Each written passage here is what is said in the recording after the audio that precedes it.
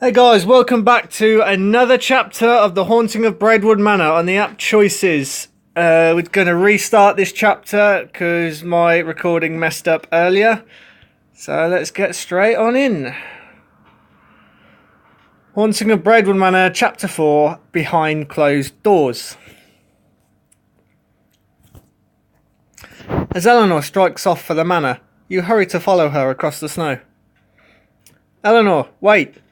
Why is your mother's grave empty? What does that mean? It doesn't matter. Just leave me alone. It was a mistake to bring you out here. Eleanor, please. I just want to help. Eleanor whirls on you, her fists clenched at her sides. I don't want your help, okay? Why can't you understand that? Eleanor... She hangs her head, and a silence passes between you. I'm sorry, Hannah. There are some secrets I'm just not ready to share. That I'll never be ready to share. You, of all people, should know how that feels. Eleanor turns to leave again, but you catch her arm before she can go. Maybe I haven't told you everything, but it's not too late to start. But you don't get to use that against me. It's not too late to start. We each have our own pain, Eleanor. It might help to share it. You think you know pain, Hannah, but you don't. Not like this. Eleanor slips loose from your grasp, and slides up the steps of Braidwood Manor without a second glance, leaving you alone, in the cold. I don't know what secret Eleanor's keeping hidden behind that locked door, but it's tearing her apart. I need to collect those keys, for her sake, as much as my own. You shut the manor's doors against the biting cold and step into the foyer, finding no sign of Eleanor. Just then, Simon and Clarissa come hurtling down the stairs, their faces stricken. Hannah, there you are. What did you say to Eleanor? Where is she? She went straight to her room and locked the door. And she didn't look happy. Seems like locked doors are becoming a theme for her. Hannah, that's not funny. Whatever you've said must have really hurt her feelings. I wasn't trying to be funny, it's just... Don't you two ever wonder why Eleanor has so many rules? So many secrets? Well, sort of. She never lets us wander very far from the house. Or leave our rooms after dark. Or ask any questions about mother and father. Or why we never see any of our other relatives. Or... Alright, Simon, that's enough. We see what you're getting at, Hannah. Good. Then you see why I need to get Thomas's key. I need to find out what's behind that door. But even if you convince Thomas, which you won't, you'll still need to get Eleanor's key somehow. I'll worry about that later. Have either of you seen Thomas? No, but I hear him. He must be practicing piano in the parlour. Not a good time to disturb him. He's not very talkative at the best of times, but when he's practicing... Once, I asked him to play with me when he was at the piano, and he shut me in the pantry for 5 whole minutes. I nearly starved to death. Well, that's a risk I'm willing to take. Leaving Clarissa and Simon in the foyer, you enter the parlour to find Thomas playing a lovely melody on the piano. You stand quietly in the corner, waiting for him to finish. Then he hits a wrong chord, the discordant notes jarring him out of the piece. Damn it! Stupid song. I'll never learn it. You awkwardly clear your throat, and Thomas turns around on the bench to face you. What do you want? Hello to you too. What exactly is your problem with me? What song is that? What does it matter? I'll never be able to play it anyway. Why not? Because it's a duet, and the only other person in this family who can play worth a damn went off to war years ago. You mean your father? Thomas turns back toward the piano, his shoulders slumped. Yes, I mean my father. We were learning this piece when he left, and he hasn't come back. You sit beside Thomas on the bench, and he flinches away from you. What are you doing? I'm going to play the other part, Thomas. I know I'm not your father, and I probably can't play as well, but at least you'll be ready for him when he comes home. Thomas glares suspiciously at you. What is this about? What do you want from me? If you want me to talk about my feelings, you can forget it. We're not going to be friends. Then we don't have to talk. We can just play. You turn to face the sheet music, and out of the corner of your eye, you see Thomas do the same. Okay then. The chords you need to play are C minor, G minor, and A flat in that order. C, G, A. Ready? Let's take it from the top. C, G, A. Perfect.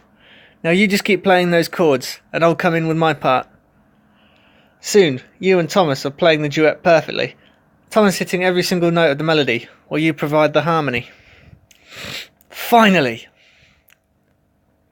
Sounds pretty good, huh? You finish the piece, and Thomas closes the lid on the keyboard.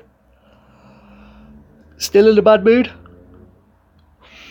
No, not so much. I suppose I should say thank you. I think that would be appropriate. But if you really want to thank me, there's something I need your help with. Ah, now the truth comes out. Of course you had an ulterior motive. Thomas, I'm sorry I lied to you. I just didn't know how else to get you to agree to help. I really did enjoy helping you practice, though. Well, at least now I'll be able to play this song properly with my father when he comes home. And that's all thanks to you. So, if you want my help, you've got it.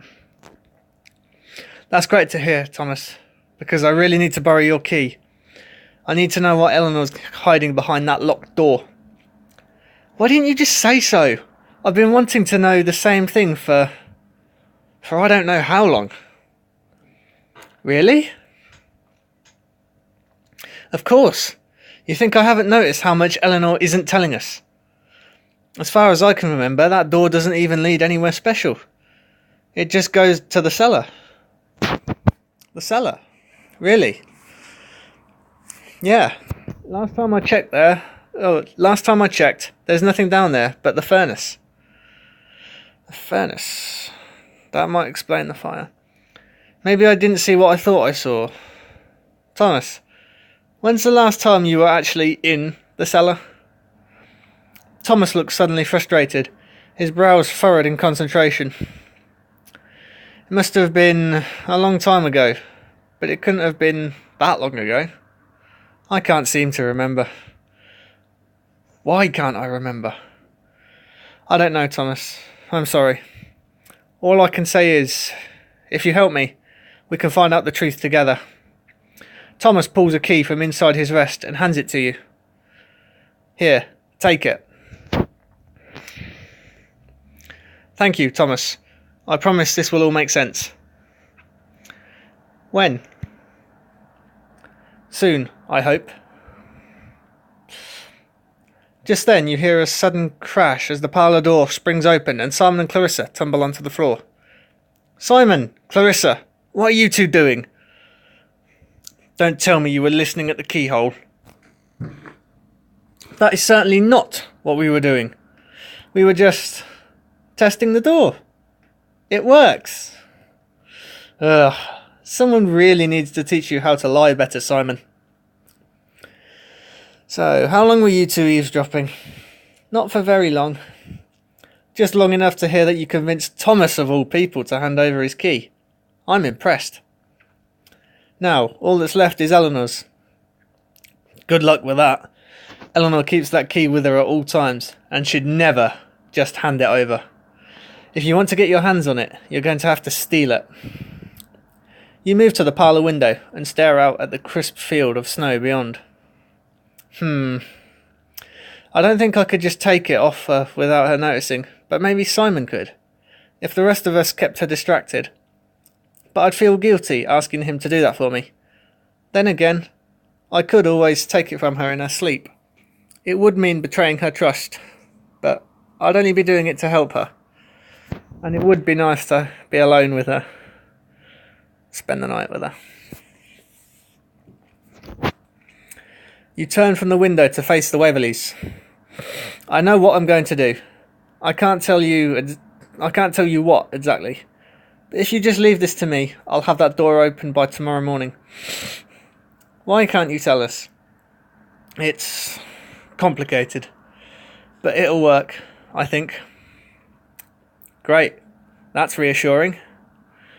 Just promise us this. Whatever you find out, you three will be the first to know, I promise. I don't know what Eleanor's hiding, but whatever it is, some secrets are too big for just one person. Wish me luck. You leave Clarissa, Thomas and Simon in the parlour and wander the manor in search of Eleanor. As you cross the foyer, you look up to see Eleanor peering down from the second floor landing. There you are. Can we talk? I don't think I'm ready to talk to you, Hannah. Eleanor disappears from view, and you hurry up the stairs to keep up with her. Eleanor, wait, please. I'm sorry for pressuring you earlier. I didn't mean to make you so upset. Eleanor turns at the end of the hall, looking reproachful. I know you didn't mean to, Hannah, but you did. I'm not just some mystery for you to solve. I have feelings, you know. Feelings? For me? You take a step closer and Eleanor looks wary. I didn't say that. You take Eleanor's hand in yours and look her in the eye. Eleanor, I know you're more than just your secrets, and that's the part of you I want to know more about. Just come sit with me for a while and we can talk about anything you like. So, you won't ask me any more of your difficult questions? We don't even have to talk at all if you don't want. Eleanor blushes. You're incorrigible. If that's how I pronounced it right. You take Eleanor by the hand and lead her to your bedroom, shutting the door softly behind you. Eleanor stands awkwardly in the centre of the room, at a loss. Do you want to sit down? Yes, of course. Sorry. I suppose I'm a bit nervous. You sit down on the edge of your bed, and Eleanor sits down beside you, her hands on either side of her. So, let's talk. Oh, I can't think of anything I want to talk about. Really? I thought you'd have loads of questions. Aren't you curious about, my world? I suppose I wouldn't mind hearing about it. I'll tell you about my life at school, my family, the internet. My family. To be honest, I had a very privileged childhood. My family was upper middle class, and I had a good education, but things at home weren't always great. My parents were so focused on Jonathan and all his achievements, they hardly seemed to care about me. Obviously, they took it pretty hard when he passed away.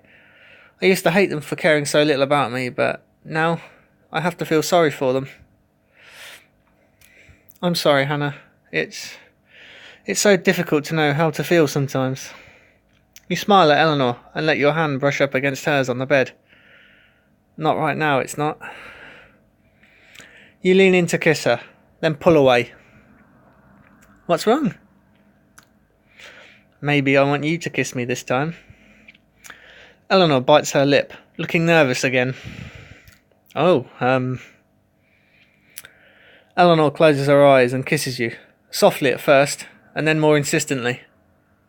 The two of you fall back together onto the bed, and Eleanor pulls you closer still, laying her hand against your chest. Hannah. Nothing, just don't stop. I wasn't planning to.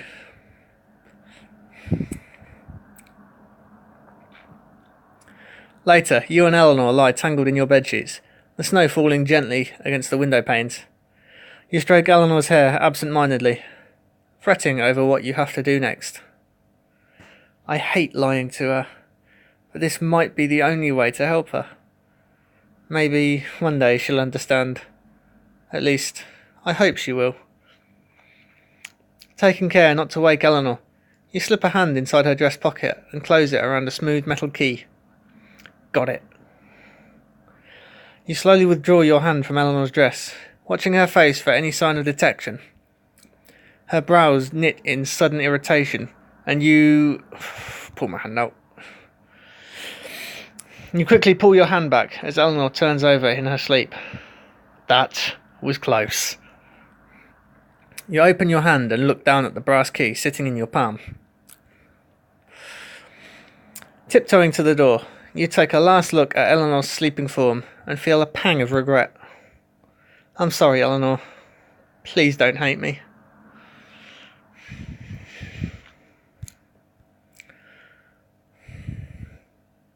With all 4 keys in your possession, you stand before the locked door, the shadows pooling around you in the dark hallway. I don't know what I'm about to uncover, but there's no way it's anything good. I just hope I'm doing the right thing. You insert the first key into the first lock and it opens with a soft click. One by one, the locks fall away, until none remain. The door remains still and silent, with no trace of the sound and fire of the previous night. All right, Eleanor. Let's see what you're hiding.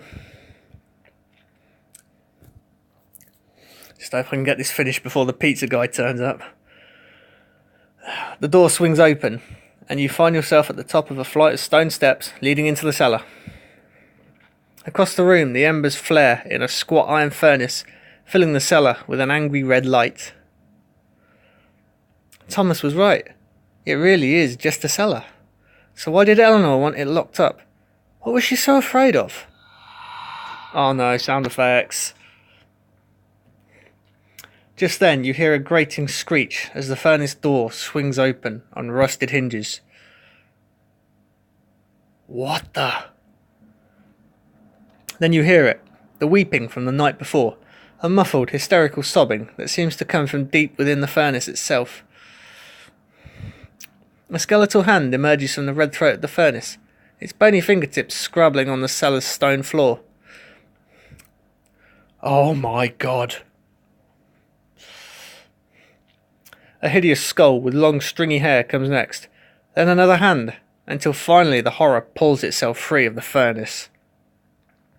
Where are my children?